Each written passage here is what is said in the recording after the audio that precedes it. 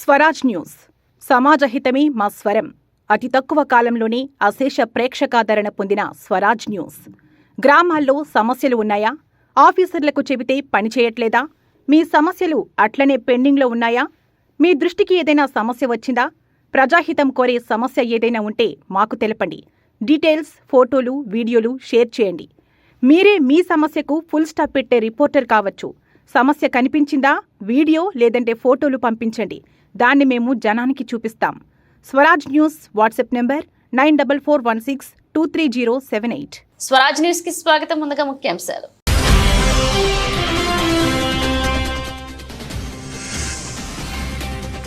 CM Revanth Reddy సమక్షంలో కాంగ్రెస్ లో చేరిన కేకే.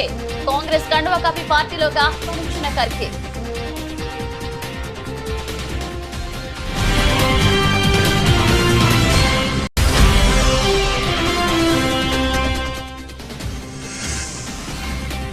ఏపీకి ప్రత్యేక హోదాపై స్పందించిన కేంద్ర మంత్రి శ్రీనివాస్ వర్మ. హోదాపై నిర్ణయం తీసుకోవాల్సింది ప్రధాని మోదీ అని వెల్లడి.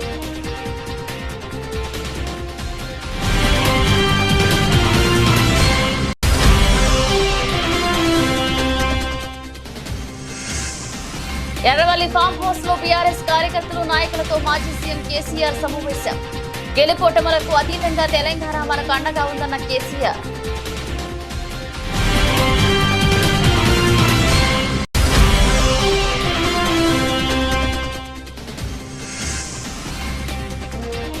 కొండపల్లిలో ఘనంగా రంగాగారి 77వ జయంతి. రంగాగారి ఆశయాలు సాధిస్తామన్న మైలవరం వసంతరెడ్డి కృష్ణప్రసాద్.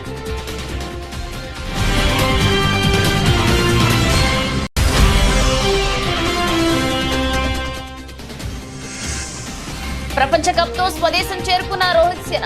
ఎయిర్పోర్ట్ లో వేల మంది అభిమానుల మధ్య రోహిత్ సేనకు ఘనంగా స్వాగతం.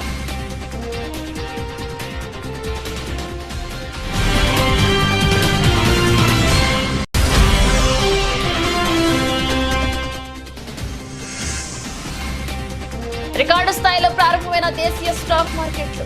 మళ్లీ కొత్త గరిష్టానికి సెన్సెక్స్, నిఫ్టీ.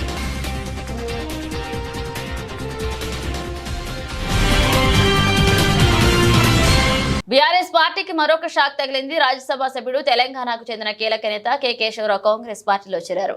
ఏఐసీసీ అధ్యక్షుడు మల్లికార్జున ఖర్గే నివాసంలో తెలంగాణ ముఖ్యమంత్రి రేవంత్ రెడ్డి, తెలంగాణ కాంగ్రెస్ ఇన్ఛార్జ్ దీపదాస్ మున్షి సమక్షంలో ఆయన కాంగ్రెస్ లో జాయిన్ అయ్యారు. కె ఖర్గే ఆయనకు కండువా కప్పి పార్టీలోకి ఆహ్వానించారు.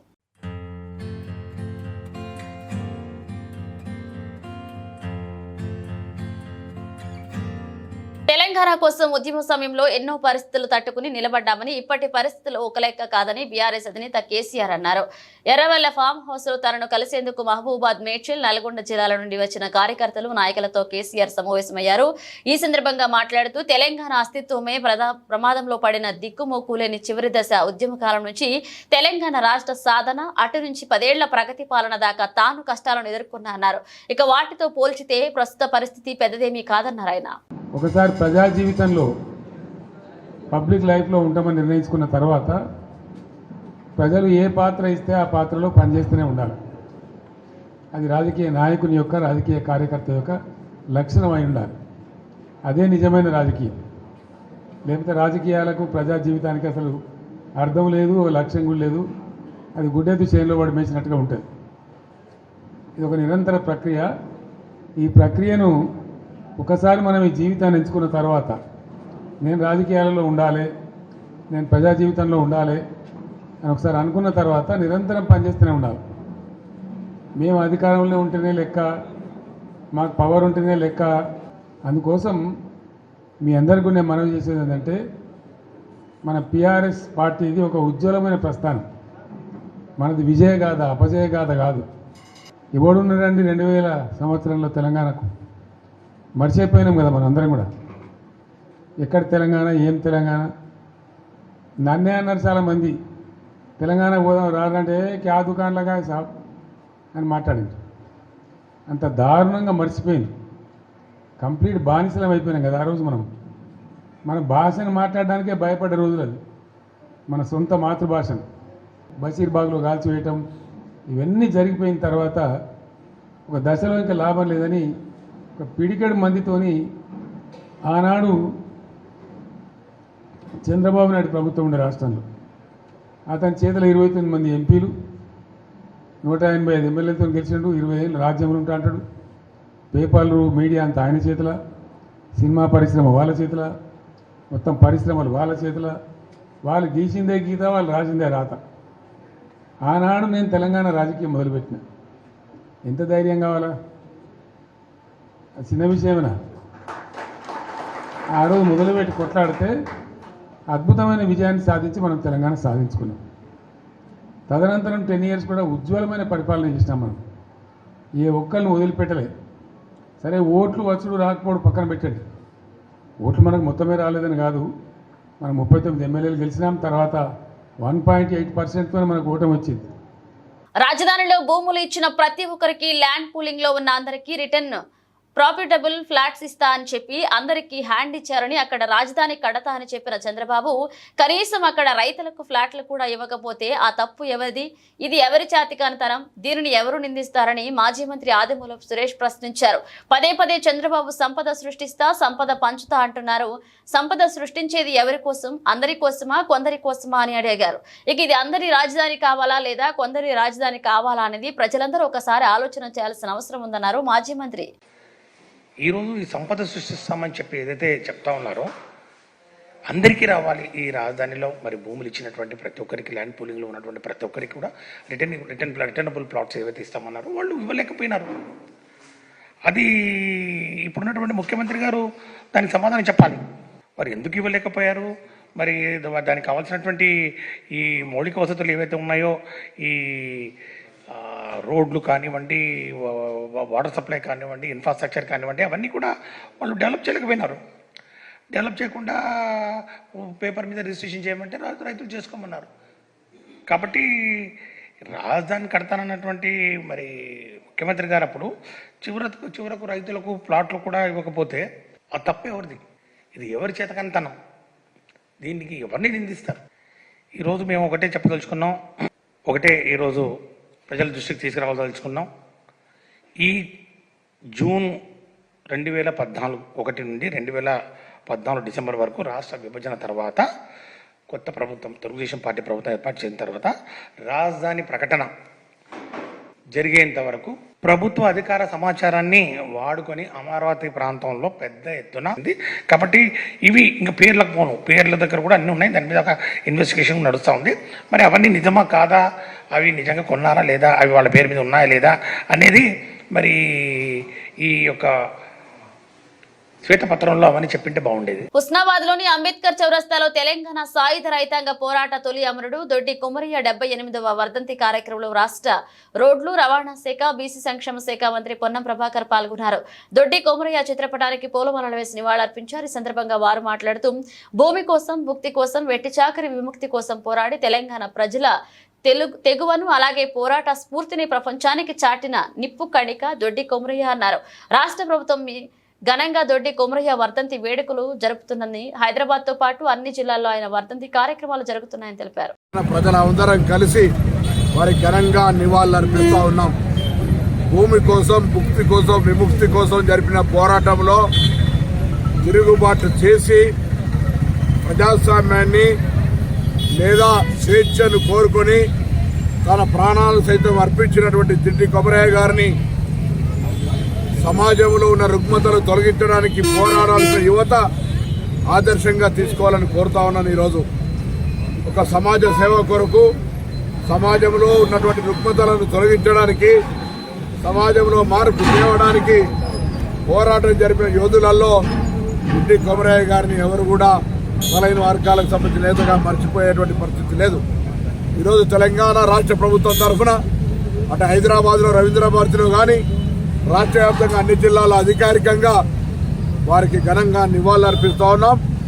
రాష్ట్ర బలహీన వర్గాల శాఖ పక్షాన మరొకసారి హుస్నాబాద్ నియోజకవర్గ ప్రజలు, ఈ ప్రాంతం అంతా కూడా పోరాట గడ్డ, పోరాటాలకు పురుటినిల్లు, ఇటువంటి గడ్డ మీద నుంచి మరొకసారి వారికి నివాళులర్పిస్తూ వారికి శ్రద్ధాంజలి ఘటిస్తూ ఉన్నాం. పేద ప్రజల సంక్షేమం కోసం పోరాడిన మహోన్నత నేత వంగవీటి మోహనరంగ అని ఆయన చూపిన బాటలో పయనిస్తూ దివంగత రంగ గారి ఆశయాలను సాధిస్తామని మైలవరం శాసనసభ్యులు వసంత వెంకటకృష్ణ ప్రసాద్ స్పష్టం చేశారు. కొండపల్లి మున్సిపాలిటీలో దివంగత నేత వంగవీటి మోహనరంగ 77వ జయంతిని గురువారం ఘనంగా జరుపుకున్నారు. మైలవరం శాసనసభ్యులు వసంత కృష్ణ ప్రసాద్ తో పాటు వంగవీటి రంగ గారి తనయులు టీడీపీ నాయకులు వంగవీటి రాధాకృష్ణ బి కాలనీలోని వంగవీటి మోహనరంగ విగ్రహానికి పూలమాలలు వేసి ఘనంగా నివాళులర్పించారు. దివంగత నేత రాజీవ్ గాంధీ విగ్రహానికి ప్రముఖ నాయకులు మహామేధావి కేఎల్ రావు విగ్రహానికి కూడా పూలమాలలు వేసి నివాళులర్పించారు.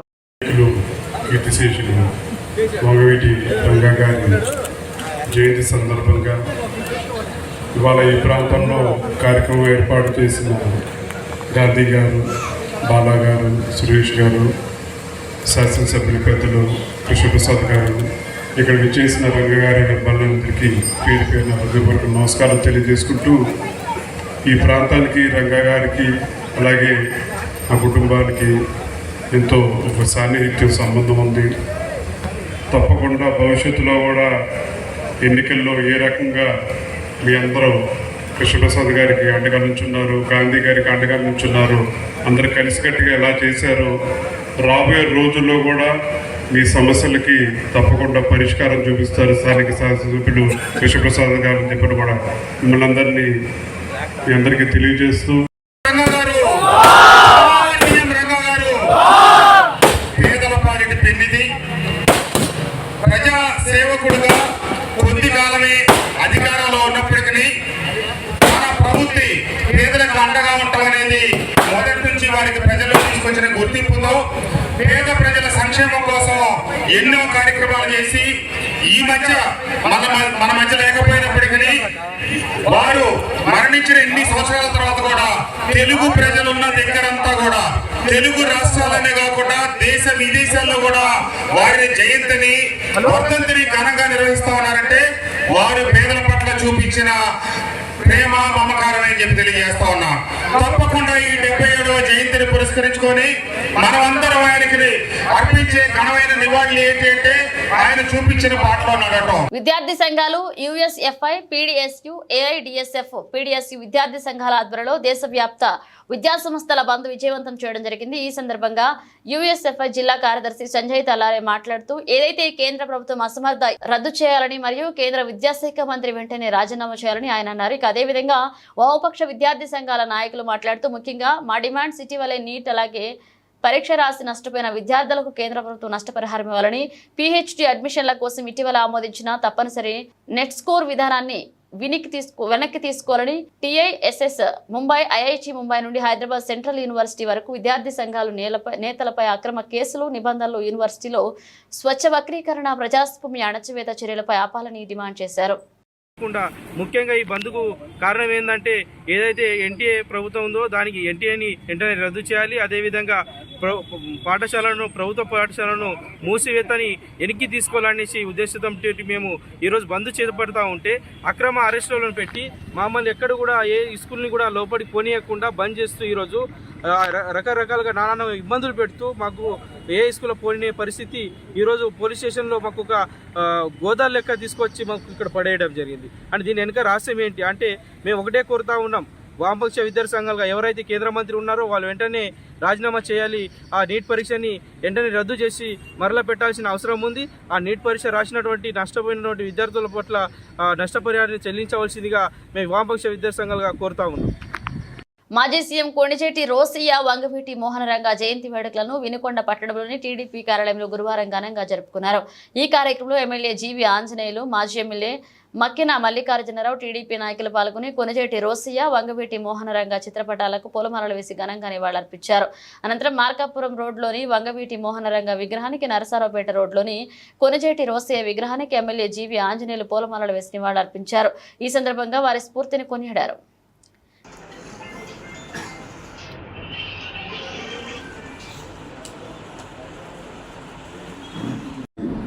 ఆఫీసులో ఈ రోజున ముగ్గురు మహానుభావుల జయంతి వేడుకల్ని నిర్వహించుకుంటూ ఉన్నాం. ఇందులో మొదటిగా అల్లూరి సీతారామరాజు గురించి మనందరికీ తెలుసు. స్వాతంత్ర సమరయోధులు, 4 బ్రిటిష్ పాలకులకి ఎదురొప్పి అమరుడైనటువంటి గొప్ప నాయకుడు, స్ఫూర్తి ప్రదాత. ఆయన ఆయన సలహా స్మరించుకున్నామని సందర్భంగా తెలియజేస్తున్నా. రెండో వ్యక్తి కొనిజేటి రోసే గారు, ఇప్పుడే ఎమ్మెల్యే గారు చెప్పినట్లు ఆయన మనకు ప్రత్యేకమైనటువంటి అనుబంధం ఉంది. ఈ పార్లమెంటు సభ్యుడిగా ఈ నర్సాపేట నుంచి ఆయన పోటీ చేసి గెలుపొంది మనందరికీ సుప్రసిద్ధులైనటువంటి వ్యక్తి. 14 సార్లు ఆర్థిక మంత్రిగా ఈ ఉమ్మడి రాష్ట్రంలో మరి ఆయన ఆర్థిక శాఖ మంత్రిగా పనిచేసి ముఖ్యమంత్రిగా గవర్నర్గా పనిచేసినటువంటి అపార అనుభవం ఉన్నటువంటి గొప్ప నాయకుడు రోసే గారు. అదేవిధంగా రంగా గారు నిత్యం ప్రజల కోసం, పేద ప్రజల కోసం అలుపెరగిన పోరాటం చేసినటువంటి గొప్ప నాయకుడు రంగా గారు. ఈ ముగ్గురు కూడా ఆదర్శంగా తీసుకొని ముందుకు పోవాలని సందర్భంగా తెలియజేస్తూ మన ముఖ్యమంత్రి చంద్రబాబు నాయుడు గారు తప్పనిసరిగా అన్ని కార్యక్రమాలు అనుకున్న విధంగా ముందుకు తీసుకుంటున్నటువంటి చంద్రబాబు నాయుడు గారిని నాయకత్వాన్ని బలపరుస్తూ స్వతంత్రం మా జన్మ హక్కుని ఆ రోజు అల్లూరి సీతారామరాజు గారు ఆ బ్రిటిష్ వారి మీద పోరాడి ప్రాణాలు అర్పించారు. వారు ఆ రోజు స్వతంత్రం కోసం పోరాడినటువంటి పోరాటం అనేక మంది అల్లూరి సీతారామరాజు గారు లాంటి వారి త్యాగ ఫలితమే తర్వాత మనకి స్వతంత్రం రావడం జరిగింది. ఈరోజు స్వతంత్రం వచ్చింది, ఈరోజు దేశం అభివృద్ధి చెందింది, కొంతవరకు అభివృద్ధి చెందింది అంటే దానికి కారణం ఆ రోజు అల్లూరి సీతారామరాజు లాంటి మహానుభావులు ఎంతో మంది పోరాటం చేశారు మన స్వతంత్రం కోసం. ఈ సందర్భంగా అల్లూరి సీతారామరాజు గారు మన తెలుగు గడ్డ మీద వారు పోరాటం చేసి స్వతంత్రం కోసం పోరాటం చేసి ప్రాణాలు అర్పించారు. అలాంటి వారి సేవల్ని మనం గుర్తించుకోవాలని స్వాతంత్ర సమర యోధుడు అల్లూరి సీతారామరాజు గారికి మరి జయజయలు పలుకుతూ వారి జయంతి శుభాకాంక్షలు తెలియజేస్తూ అల్లూరి సీతారామరాజు గారి ఆశయాల్ని ముందుకు తీసుకెళ్లాలని మన రాష్ట్ర అభివృద్ధికి చంద్రబాబు గారి నాయకత్వంలో అందరూ అహర్నిశలు కష్టపడాలని అందరికీ పిలిపిస్తూ సింగరేణి బొగ్గు గనుల వేలాన్ నేపథ్యంలో కేంద్ర ప్రభుత్వం మొండి వైఖరిని నిరసిస్తూ దిష్టిబొమ్మ దగ్నం చేశారు. సింగరేణి కాపాడుకునేందుకు జీకేఎస్ దశల వారీగా పోరాటం ప్రారంభించిందని ప్రభుత్వం, అందులో భాగంగానే కేంద్ర ప్రభుత్వ దిష్టిబొమ్మను దగ్నం చేశారని, సింగరేణికి కేటాయించాలని ప్రైవేటు వ్యక్తులు కేటాయిస్తే సింగరేణి కార్మికులు అంతా ఏకమై దేశం మొత్తం స్తంభింప చేస్తామని సింగరేణి బొగ్గు కార్మికులు హెచ్చరించారు. వేలాంపాటకు నిరసనగా కేంద్ర ప్రభుత్వాన్ని హెచ్చరించిన జీకేఎస్ నాయకులు నాగవెల్ల వెంకట్, మునిగల రమేష్, సింగరేణి కార్మికులు యూనియన్ నాయకులు పాల్గొన్నారు.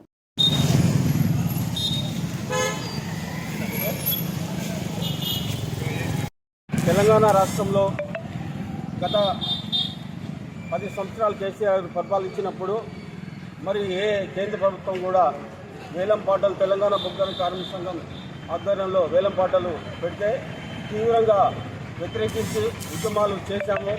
దాని ఫలితంగానే కేంద్ర ప్రభుత్వం తోకముడిచి మరి బొగ్గు గనులను ప్రైవేటీకరణ చేసేందుకు మరి ఆ రోజు మరి వెనుకకెళ్ళింది.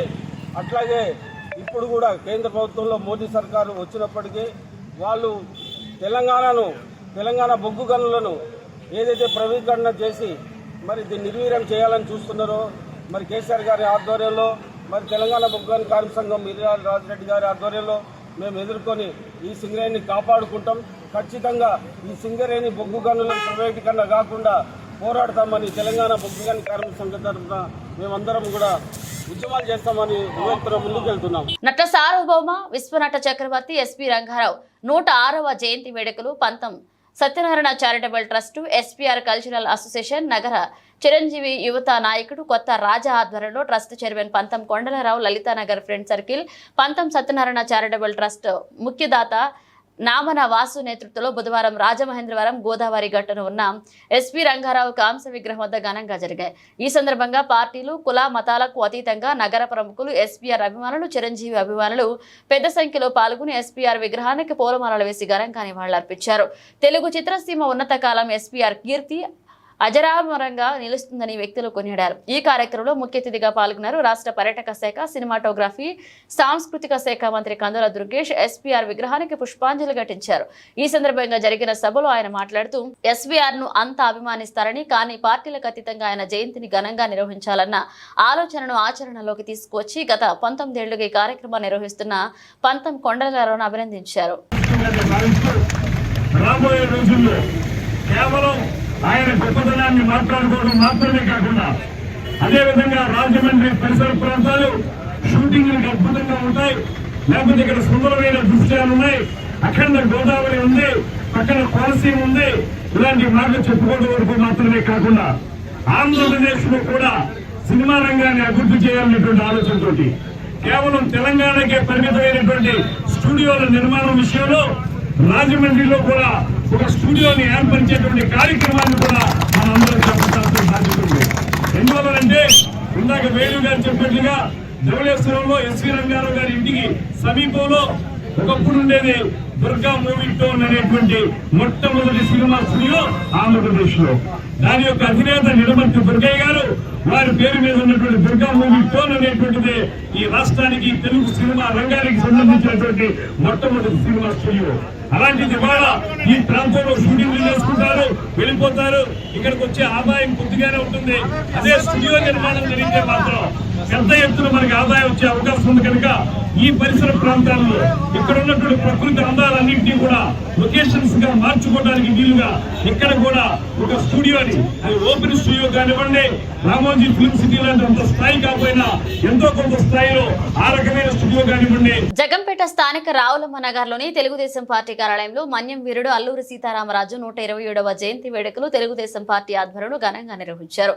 ఈ కార్యక్రమానికి జగంపేట ఎమ్మెల్యే జ్యోతుల నెహ్రూ ముఖ్య అతిథిగా హాజరై అల్లూరికి నివాళులర్పించారు. ఈ సందర్భంగా జ్యోతుల నెహ్రూ మాట్లాడుతూ ఈ రోజు చరిత్రలో సువర్ణ అక్షరాలతో లిఖించి దగ్గర రోజని మన్యం వీరుడు అల్లూరి సీతారామరాజు 127వ జయంతి వేడుకలు నిర్వహించుకుంటున్నామని, ఈ ప్రాంతంలో జీవించిన వ్యక్తి అల్లూరి అని, రవి అస్తమించిన సామ్రాజ్యాన్ని గడగడలాడించిన వ్యక్తి అని, స్వేచ్ఛ స్వాతంత్రం అంటే ఏంటో తెలియని అమాయక గిరిజనులతో ఎంతో శక్తివంతమైన బ్రిటిష్ వారితో పోరాడిన వ్యక్తి అని, దేశం కోసం ప్రాణాలు అర్పించిన ఆయనకు మనందరం ఈ రోజు నివాళులు అర్పించుకోవాలన్నారు. ఈ కార్యక్రమంలో భారతదేశ చరిత్రలోనే సువర్ణాక్షరాలతో లిఖించేటటువంటి రోజు. రవి అస్తమించిన బ్రిటిష్ సామ్రాజ్యాన్ని స్వేచ్ఛా వాయువుల కోసం గడగడలాడించినటువంటి మన మన్యం వీరుడు అల్లూరి సీతారామరాజు పుట్టినరోజు. 127 సంవత్సరాలు అయింది ఆయన పుట్టి. అయితే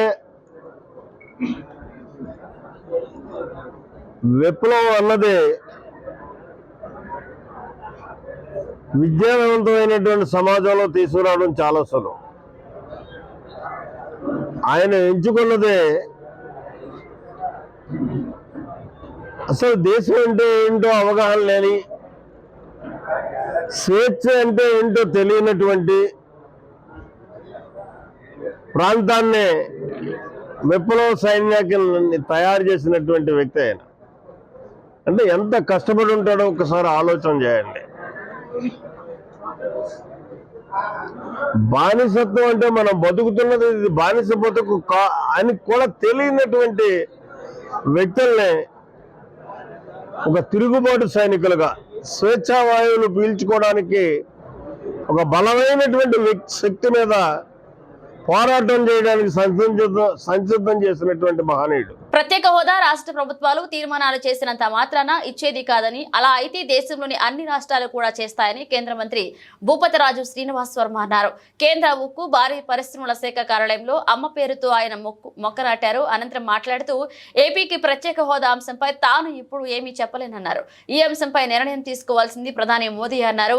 బీహార్ రాష్ట్రానికి ఇదే వర్తిస్తుందని స్పష్టం చేశారు. హోదా ఎందుకు ఇవ్వలేదో గతంలోనే స్పష్టంగా చెప్పామన్నారు. ఆర్థిక సంఘం సిఫారసుల మేరకు ప్రత్యేక హోదా స్థానంలో ప్రత్యేక ప్యాకేజీ ఇస్తున్నట్లుగా చెప్పారు. ఆ నిధుల ద్వారా ఏపీ అభివృద్ధికి కేంద్రం కట్టుబడి ఉందన్నారు. ఏపీ అభివృద్ధికి ఎలాంటి సహకారం కావాలో ఆలోచించి ముందుకు సాగుతామని హామీ ఇచ్చారు. గత వైసీపీ ప్రభుత్వ కారణంగా పోలవరం సమస్యల్లో ఉందన్నారు. పోలవరం నిర్మాణానికి కేంద్ర సహకారం ఉంటుందన్నారు. తెలుగుదేశం పార్టీ వారి కక్ష సాధింపులకి గురవుతున్న నిరుపేద వృద్ధులు, వికలాంగులు మరియు ఒంటరి మహిళలు 2024 ఎన్నికల్లో తమ పార్టీకి ఓటు వేయలేదనే నెపంతో ఎన్నో సంవత్సరాల నుండి తీసుకుంటున్న పింఛన్లను ఆపుతున్నారని, గత ప్రభుత్వంలో కులం మతం పార్టీ చూడకుండా ఇచ్చిన పింఛన్లను వీరు స్వార్థ బుద్ధితో ఆపడం మంచిది కాదన్నారు. నియోజకవర్గంలో కొన్ని గ్రామాల్లో సుమారు 100ల సంఖ్యలో ఈ పింఛన్లను ఆపడం జరిగిందని, అధికారుల దృష్టికి తీసుకెళ్లిన ఎటువంటి ప్రయోజనం లేక ఆ పేద అవ్వాతాతలు అనేక ఇబ్బందులు పడుతున్నారు. మండలం మూర్తిజాపురం గ్రామంలో మొన్న 1వ తారీఖు పంచాల్సిన పెన్షన్లు కక్షపూర్వకంగా పార్టీని ఉద్దేశించి కేవలం ఇదంతా వైసీపీకి ఓటు వేశారనే దురుద్దేశంతో వీళ్ళందరి పెన్షన్ మీదనే బతికేవాళ్ళు ఒంటరి మహిళలు, వృద్ధులు మరియు వికలాంగులు వీళ్ళు ఎప్పుడు దాదాపు 10 సంవత్సరాల నుంచి పెన్షన్ తీసుకుంటున్న వాళ్ళు ఉన్నారు, 5-6 సంవత్సరాల నుంచి పెన్షన్ తీసుకుంటున్న ఉన్నారు, 8 సంవత్సరాల నుంచి పెన్షన్ తీసుకుంటున్న ఉన్నారు. ఇంత దుర్మార్గంగా ఈ పెన్షన్లు ఆపటం చాలా బాధాకరం. ఇలాంటి చర్యలు మానుకోవాలని ముఖ్యంగా ఈ అధికారులకి విన్నవించుకుంటున్నాం. అలాగే తెలుగుదేశం వారు చెప్పడం వల్లనే ఇవి ఆపారు అని అధికారులు చెబుతున్నారు. ఇది సరైన పద్ధతి కాదు. దయచేసి పద్ధతి మార్చుకొని వీళ్ళందరికీ పెన్షన్ మీద బతికేవాళ్ళు వాళ్ళందరికీ ఇమీడియట్గా పెన్షన్ మంజూరు చేసి ఎమ్మటే వాళ్ళకి ఆల్రెడీ శాంక్షన్ అయ్యి వచ్చి ఉన్నాయి, ఎప్పటి నుంచో వస్తూ ఉన్నాయి. ఆల్రెడీ నగదు కూడా వచ్చింది.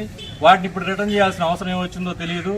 ఇంత దుర్మార్గమైన చర్యలు మంచిది కాదని తెలియజేసుకుంటూ 13 ఏళ్ల తర్వాత మళ్లీ ఐసీసీ ట్రోఫీ గెలవడంతో టీమిండియా ఆటగాళ్ల ఆనందానికి అవధులేవు.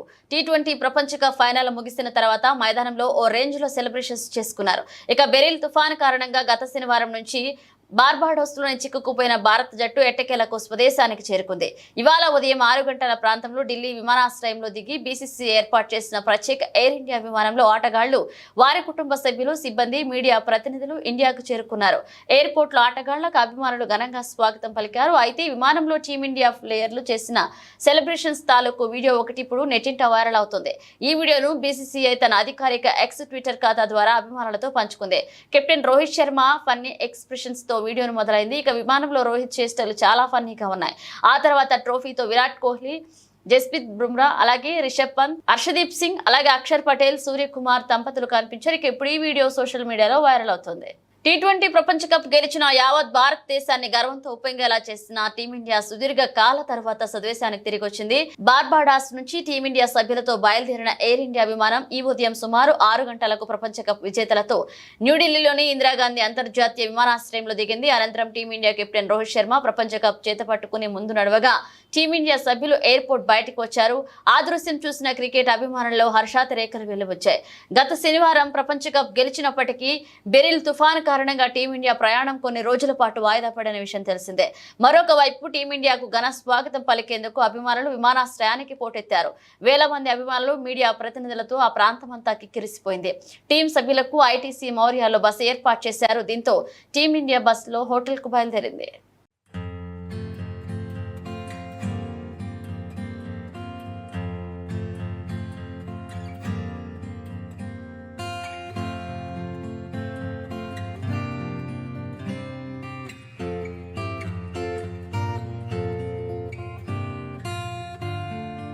దేశీయ స్టాక్ మార్కెట్ల వారంవారీ గడువు ముగియడంతో నేడు కూడా రికార్డు స్థాయిలో ప్రారంభమయ్యాయి. ఇక దీంతో మార్కెట్ సరికొత్త రికార్డులను నమోదు చేశాయి. ఐటీ షేర్లు అత్యధిక వృద్ధిని నమోదు చేశాయి. ఆ క్రమంలో బీఎస్ఈ బెంచ్ మార్క్ 80,375 వద్ద రికార్డు స్థాయిని తాకింది. 326 పాయింట్లు పెరిగి 80,336 వద్ద ట్రేడ్ అవుతుంది. మరొక వైపు నిఫ్టీ 50 తాజా జీవితకాల గరిష్ట స్థాయి 24,401ని తాకింది. 96 పాయింట్లు పెరిగి 24,382 స్థాయి వద్ద ట్రేడ్ అవుతుంది. దీంతో పాటు బ్యాంక్ నిఫ్టీ 268 పాయింట్ల లాభంతో 53,357 వద్ద రికార్డు స్థాయిలో మొదలైంది. ఈ క్రమంలోనే BSE mid cap, small cap సూచీలు వరుసగా 0.36%, 0.57% చొప్పున పురోగమించాయి. ఇక రంగాల వారీగా చూస్తే నిఫ్టీ ఐటీ ఇండెక్స్ అత్యధికంగా లాభాల పడగా నిఫ్టీ ఎన్ఎంసీజీ ఇండెక్స్ టాప్ లాగాడ్ అలాగే 0.06% తగ్గింది. గురువారం ప్రారంభ ట్రేడ్లో సెన్సెక్స్ 80,300 మార్కును అధిగమించగా నిఫ్టీ 24,350 స్థాయిలను అధిగమించింది. ఇక ప్రపంచ వ్యాప్తంగా అనుకూల ధోరణుల నేపథ్యంలో స్టాక్ మార్కెట్ సూచీలు సరికొత్త రికార్డులను తాకాయి. బ్రిటన్ ముగించే ముందు హెడ్లైన్స్ మరోసారి.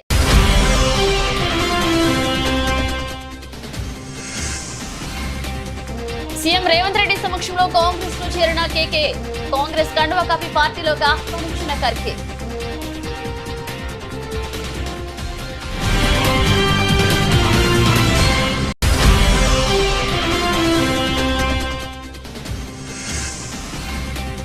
ఏపీకి ప్రత్యేక హోదాపై స్పందించిన కేంద్ర మంత్రి శ్రీనివాస్ వర్మ, హోదాపై నిర్ణయం తీసుకోవాల్సింది ప్రధాని మోదీ అని వెల్లడి.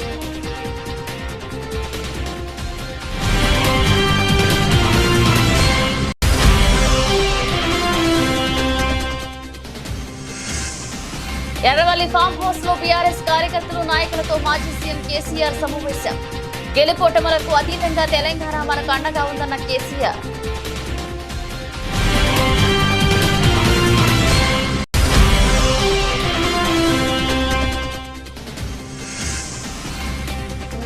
హెడ్లైన్స్. కొండపల్లిలో ఘనంగా రంగాగారి 77వ జయంతి.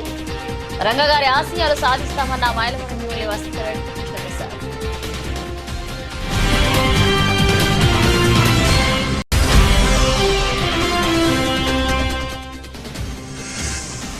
ప్రపంచ కప్ తో స్వదేశం చేరుకున్న రోహిత్ సేన.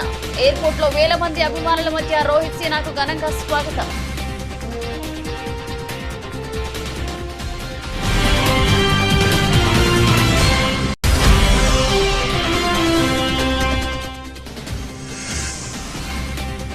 రికార్డు స్థాయిలో ప్రారంభమైన దేశీయ స్టాక్ మార్కెట్లు.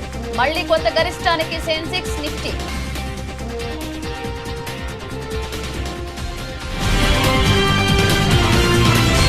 ఇవి ఇప్పుడు ఒక అప్డేట్స్. మన అప్డేట్స్ తో మళ్ళీ కలుద్దాం. స్వరాజ్ న్యూస్.